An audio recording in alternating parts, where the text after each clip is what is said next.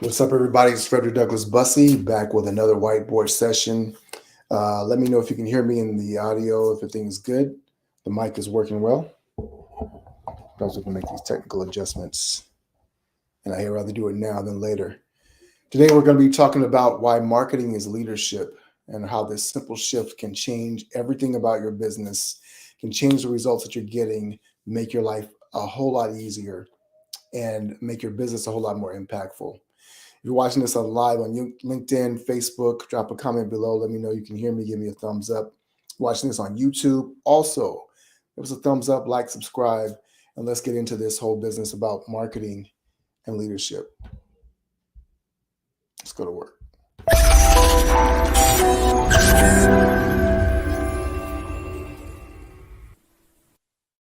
One of the ways that people think about their businesses, well, let me back up. One of the biggest challenges that people talk about in their business is marketing.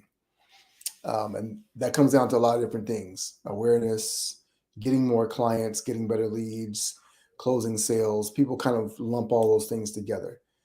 But one of the shifts that I wanted us to be able to make today is to be able to think about marketing overall, right? So if you've seen me before, we talk about here at Icon Status, we talk about our Scalosity model, right? Trademark that. And Scalosity basically deals with three basic things, right? It's about creating momentum in your business, right? Momentum makes success inevitable. And we do that in three main ways, which is through mindset, or how you think about your business, influence, and that deals with all aspects of being able to reach people, connect, message them, create ideas, idea leadership in the marketplace, and then leverage, right? Trust me, it's an L. So when it comes down to creating more influence, right? So there's different aspects of it. There's marketing, sales. You can't even see that. Sales, trust me, and leadership. But one way that we actually combine these two thoughts is to understand what leadership really is. And John Maxwell, the great John Maxwell, he has a phrase that I actually heard from one of my mentors. I actually alluded it to him before I realized that it was John Maxwell that said it.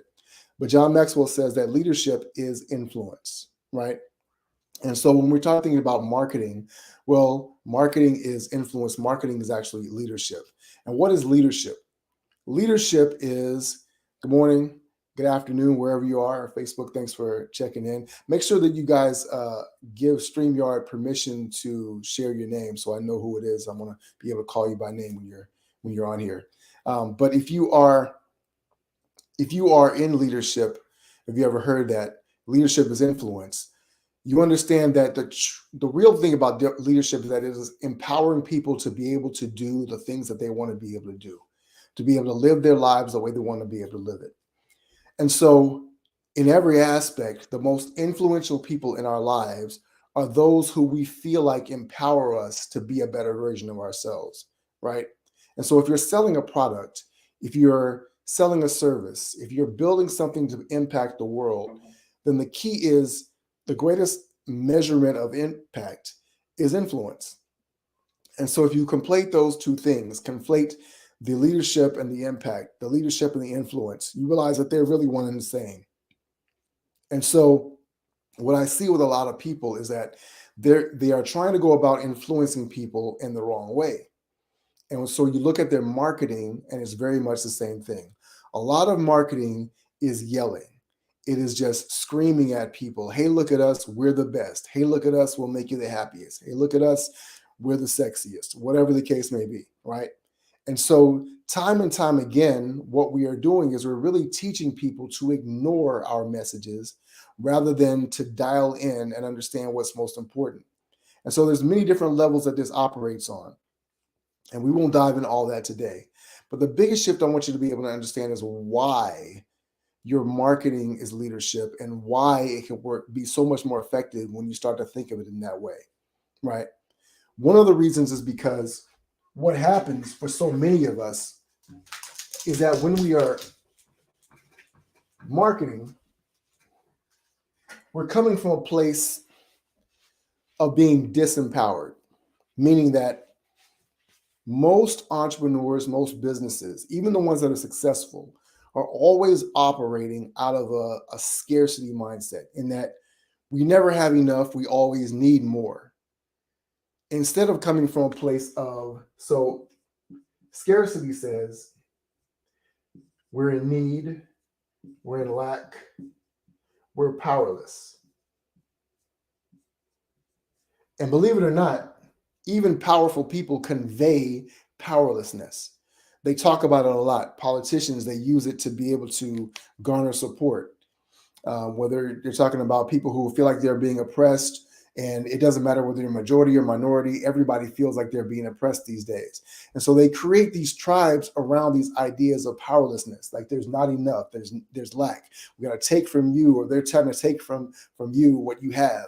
And there's a lot of that goes into the marketing, not just politically, but also from the business and marketplace side. And so if you're coming from that position, right, then that is a weak position to come from, but it works because most people exist in that place. But if you can come from a place of abundance, then you find that you have strength. Then you come from a place of desire, and you've come from a place of power. Now, what you're doing is that is a much more attractive. That is the sunshine versus the rain. That is the carrot versus the stick. That is the empowerment versus the disempowerment. And when you're moving people from that place, you are actually coming for the completely different energy and a different focus. And now what you're allowing people to do is not see what they are trying to save or hold on to or grasp a hold of, but what they can now achieve, right? How they can be an expansion versus contraction and protection. And protection is a fear-based model, right? So ultimately, it's about fear versus love, right? And I don't mean love in the kumbaya, let's all come together sense. I mean love as an organizing, powerful force in the world. In reality, the universe really operates on two spectrums, and that is love and that is fear. Fear is also known as chaos. And this can sound like a lot of mindset stuff, but really, when you start to get this foundation, you understand that if you are creating a message that is always moving people towards love and order and not fear and chaos, you're always going to be more successful, because that is the foundation of what you're building a business. Everything in your culture is going to be about that. When you're leading your teams and you're having these conversations, people are going to be able to move in a place of love and empowerment versus fear, chaos, scarcity, and lack. And when you're moving from that place, you're moving out of desperation, right? Fear causes, for instance, you can look at it in the natural world, and when the herd is spooked by a predator, they run, right? Now they're all moving together. You could call that a movement if you wanted to, but it's a movement based off of fear and desperation. They're just seeking safety anywhere, any port in a storm. But when you are migrating them as one unit, not just off of instinct, but you're moving them towards, moving the herd towards water and food and shelter in peace and in love, the same thing works with human beings. And so much of our marketing is about pushing people out of something versus pulling them into something that is empowering, right? So if you're pushing people away in terms of don't go there, don't do this, be afraid of that, you're going to lose this, you're going to die, then you're always going to be in a position where you're trying to scare people. And there's only so much that you can turn the volume up to fear, right? Panic. And when people are in that state, they're not making the best decisions. So therefore, the person who scares them the loudest or the hardest or the strongest is the one that is always going to be in charge. And if that's the position you want to be in, then you're going to be at the mercy of the chaos of whatever's going on around you. What you can do when you're moving your marketing from a place of leadership and love, essentially, is to be able to create a more welcoming environment. We often talk in marketing about moving people from, the last thing I'll share here on this, right, is that we talk about moving people from cold to hot, right? Meaning cold people have no idea who you are, or they don't know what you do or anything about your product. Hot is people that they love what you do, they understand exactly what it is they really want to buy, right? Well, if you think about that, right?